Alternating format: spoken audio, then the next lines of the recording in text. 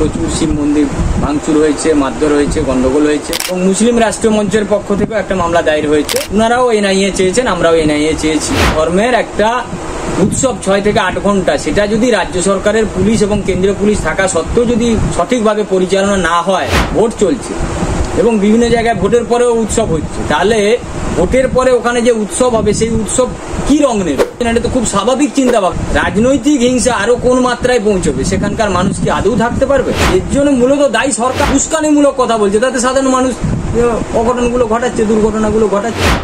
ইতিমধ্যে হাইকোর্ট থেকে রামনবমীতে যে অশান্তি হয়েছিল মুর্শিদাবাদে, মূলত সেই বিষয় নিয়ে হাইকোর্ট থেকে বলা হয়েছে এবং বিশ্ব হিন্দু পরিষদ এবং মুসলিম যে রাষ্ট্র একসঙ্গে যে আপিল করা হয়েছিল সেই বিষয়।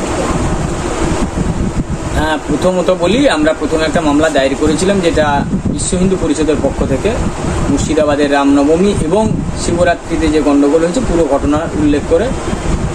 এই ঘটনা শুরু হয়েছে বেসিক্যালি শিবরাত্রির দিন থেকে। প্রচুর শিব মন্দির ভাঙচুর হয়েছে, মারধর হয়েছে, গন্ডগোল হয়েছে এবং এই ঘটনার পরিপ্রেক্ষিতে 14 থেকে 16 তারিখ পর্যন্ত মুর্শিদাবাদের ডিএম 144 ধারা জারি রেখেছে। কিন্তু 17 তারিখ রামনবমী ওনারা সেখানে 144 ধারা জারি রাখেন। আমরা সেটাও কোর্টকে দেখিয়েছিলাম। গতকাল মহামান্য প্রধান বিচারপতি ছিলেন না, এটা জাস্টিস হরিশ ট্যান্ডন এবং হিরণময় ভট্টাচার্যের বেঞ্চে মেনশন করে মামলাটা শুনানি হয়েছিল এবং তখনই ওনারা আমাদের কেসে, বিশ্ব হিন্দু পরিষদের একটি কেস ছিল তখন ওনারা মামলাটা শোনার পরে রিপোর্ট ফাইল করতে বলেছিল আজকের 3টের সময়। আজকে সেই মামলাটি প্রধান বিচারপতি ডিভিশন বেঞ্চে শুনানি হয় এবং মুসলিম রাষ্ট্রীয় মঞ্চের পক্ষ থেকে একটা মামলা দায়ের হয়েছে। সেটা একসঙ্গে নয়, আলাদা, ওনারা ওনাদের মতো করে মামলা করেছেন। কিন্তু সেটাতেও আমরা যা শুনেছি যে ওনারাও এনআইএ চেয়েছেন, আমরাও এনআইএ চেয়েছি। উভয়ের উদ্দেশ্য হয়তো একই, ওনার বক্তব্য একই, কিন্তু ওনাদের মামলার নাম্বার বা মামলা আলাদা মামলা। তাতে আজকের মামলা রিপোর্ট যেটা দেওয়ার কথা ছিল সেই রিপোর্ট আজকের হলফনামা আকারে দিতে পারেননি, তাই আগামী 26 তারিখের আগে সেই হলফনামা আকারের কপি আমাদেরকে দেবে এবং 26 তারিখে আবার মামলাটি শুনানি হবে। আচ্ছা, এই যে অশান্তি হয়েছিল রামনবমীতে মুর্শিদাবাদে, সেই অশান্তির উপর ভিত্তি করে হাইকোর্ট থেকে এখন বহরমপুরে মূলত যে লোকসভা নির্বাচন আছে সেখানেও প্রশ্ন তুলেছে, সেই বিষয়ে মামলা চলাকালীন, এটা যদিও বিচারাধীন বিষয়, কিন্তু বিষয়টা হচ্ছে মামলা চলাকালীন তো কিছু কথোপকথন হয়।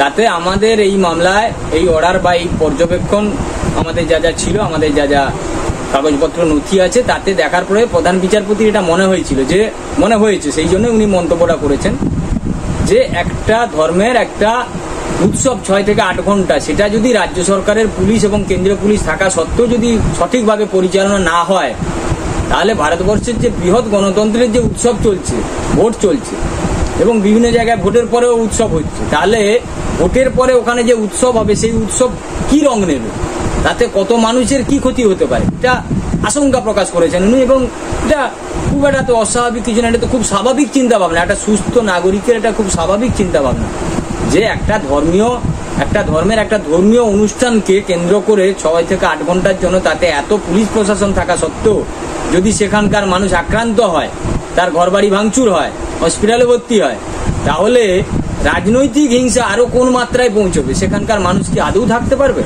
যে কারণে কবে ভোট বা ভোট আদৌ করা যাবে কিনা এই কোশ্চেনগুলো উনি তুলেছেন। আপনার কি মনে হয় যে লোকসভা ভোটে যদি বহরমপুরে যখনই লোকসভা ভোট হবে কতটা সুরক্ষিত থাকবে সেখানকার মানুষ? সেটা রাজ্য সরকারকে এবং সেন্ট্রাল গভর্নমেন্ট উভয়কেই দায়িত্ব দিয়েছে। তবে আশা করব আমরা এই মামলাতেও সেটা তুলে ধরার চেষ্টা করব যে যাতে বেশি দিন ওখানে সেন্ট্রাল ফোর্স থাকে এবং সুষ্ঠুভাবে যাতে নির্বাচন হয়, যাতে কারো কোনো প্রাণহানি না ঘটে।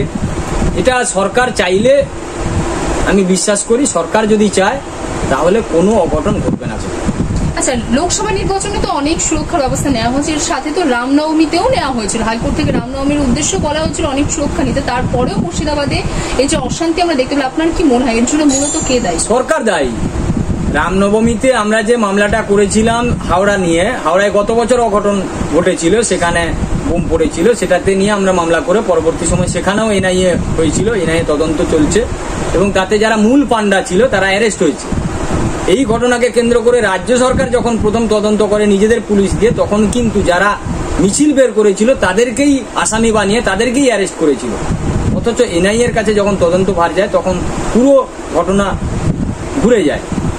এখানে হাওড়ার ক্ষেত্রে আমরা যখন মামলায় আবেদন করে মামলা করি, মামলার পরে যখন অর্ডার হয়েছে, হাওড়ায় কোনো অঘটন ঘটেনি, কোনো দুর্ঘটনা ঘটেনি, কোনো রকম ডিস্টার্ব হয়নি। সেটা মুর্শিদাবাদের ক্ষেত্রে স্পেসিফিক ছিল না, সেখানে দুর্ঘটনা ঘটিয়েছে। এবং এর জন্য মূলত দায়ী সরকার। সরকার দেখবেন আপনি প্রতিদিন মিটিং মিছিলে যেসব কথাবার্তা বলছে, সরকারের যারা প্রধান উস্কানিমূলক কথা বলছে, তাতে সাধারণ মানুষ অঘটনগুলো ঘটাচ্ছে, দুর্ঘটনাগুলো ঘটাচ্ছে, তারপরে কেস কাটছে, কে জেলে থাকছে, সেগুলো নিয়ে তো সরকারের কিছু যায় আসে না। সরকার তার জায়গায় সাকসেস। আচ্ছা, আপনার কি মনে হচ্ছে কি ফল আসতে পারে এই যে মানে সুপ্রিম কোর্টে যে আপিল করা হয়েছে এই মুর্শিদাবাদের ভায়োলেন্স যেটা হয়েছে রামনবমীতে, সেই বিষয় নিয়ে সুপ্রিম কোর্টে, হাইকোর্টে আমরা আশাবাদী যে আমরা যেটা চেয়েছি এনআইএ, কারণ ওখানে বোমের ব্যাপার আছে, বোমের যদি ঘটনা প্রমাণিত করা যায় তাহলে সেই কেস রাজ্য সরকারের পুলিশের কাছে তদন্তভার থাকতে পারে না। রাজ্য সরকার সেটা ডিনাই করার চেষ্টা করছে, আমরা আমাদেরটা প্রমাণ করার চেষ্টা করব।